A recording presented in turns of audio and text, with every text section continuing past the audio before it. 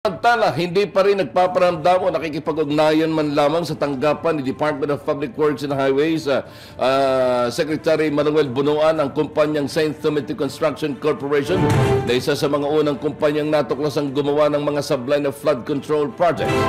Sinabi ni Palace Press Officer Attorney Claire Castro na tinanong niya kay Secretary Bunuan kung nagpaliwanag na ang Saint Timothy matapos matuklasan ang mga palpak na proyekto nito pero wala pa rin paramdam hanggang sa mga oras na ito. Ang nabanggit na kumpanya ang isa sa mga unang tinukoy ni Pangulong Ferdinand Marcos Jr. na nakakuha ng maraming kontrata para sa flood control projects pero lumitaw sa inisyal na pagsasiyasat. Napalyado ang mga ito at tila umano pinagkakitaan lamang ang mga proyekto.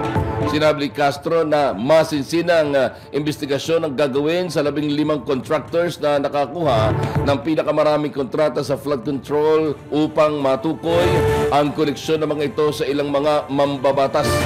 Tiniyakan niya ni Pangulong Marcos Jr. na kailangang may managot kaya nais nito ang malalimang investigasyon upang masigurong hindi makakalusot ang mga nagsasamantala sa mga pondo ng gobyerno. Abante Radyo Balita sa tanghali.